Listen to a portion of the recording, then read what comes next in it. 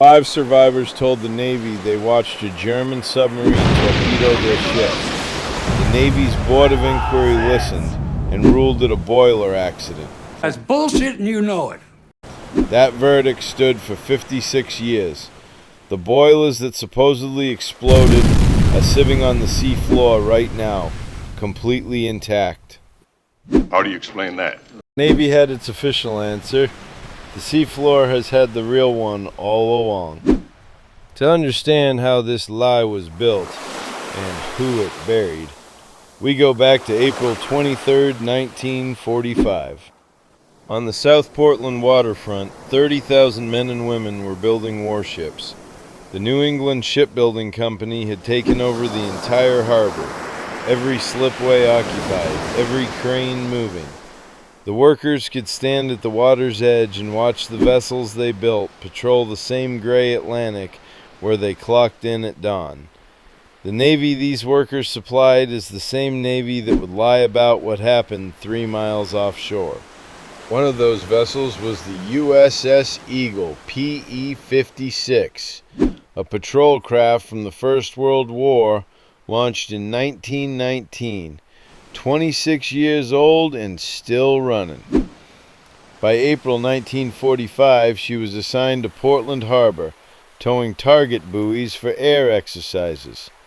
Germany's surrender was 2 weeks away. No one on board knew that a German submarine had entered these waters.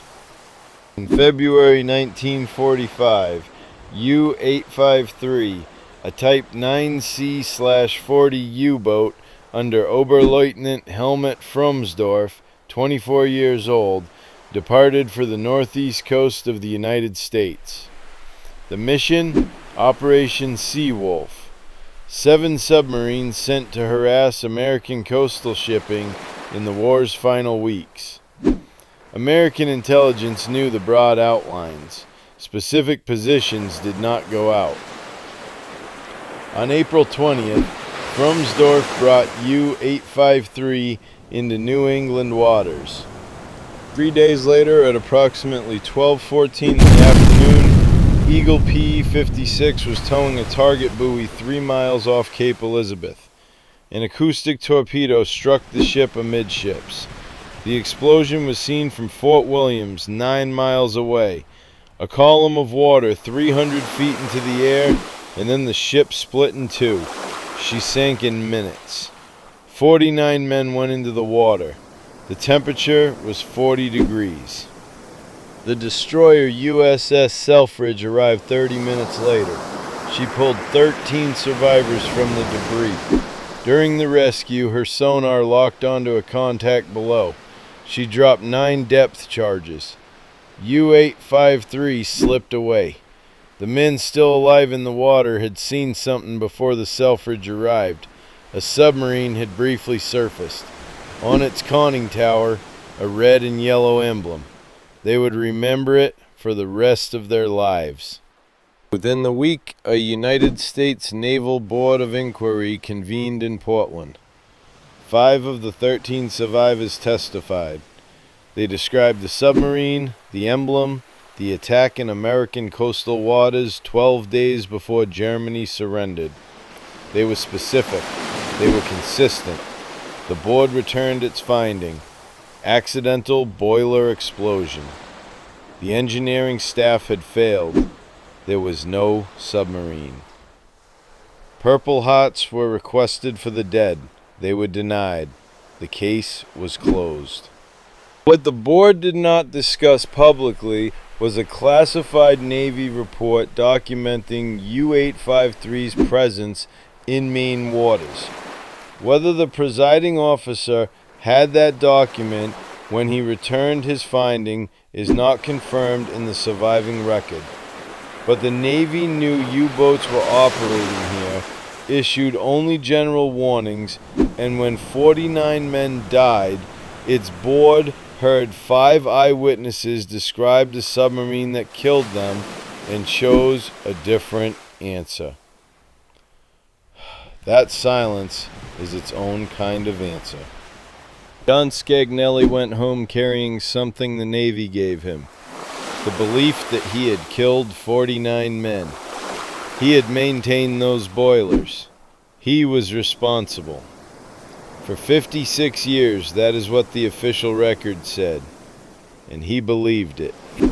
Scagnelli was the engineering officer at lieutenant junior grade. He survived because he was not in the boiler room when the torpedo hit. The men in his department were. They did not make it out. The Navy's finding told him their deaths were the result of his professional failure, a failure that belonged to him personally. He was not responsible, but he didn't know that. The official record said otherwise, and the official record was the only record that existed. He carried it for 56 years.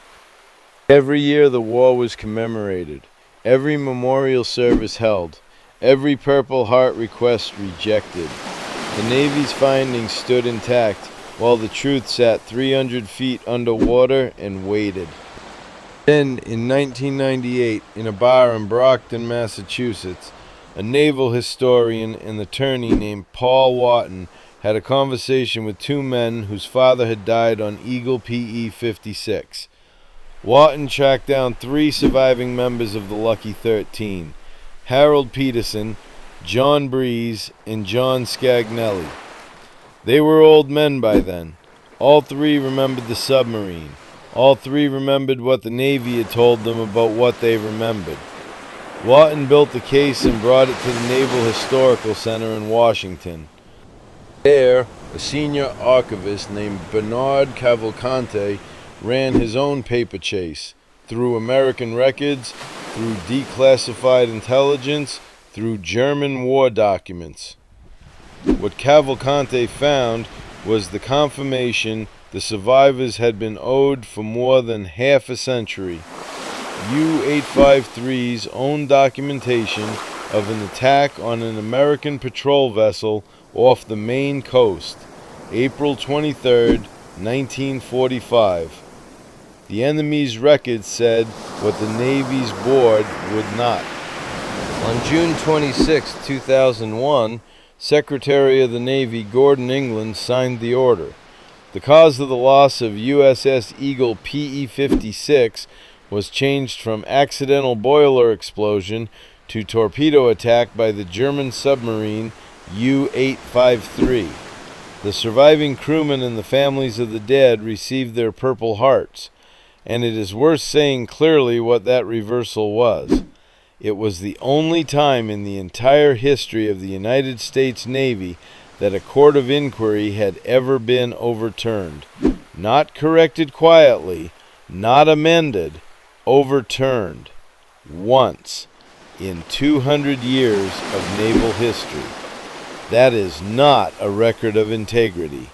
That is the measure of the wrong.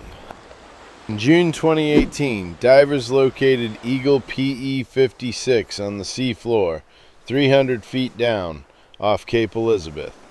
The ship lay in two sections, exactly as she had struck bottom 73 years before. The boilers were there, both of them, intact, undamaged. No rupture, no scorching, no evidence of any internal explosion.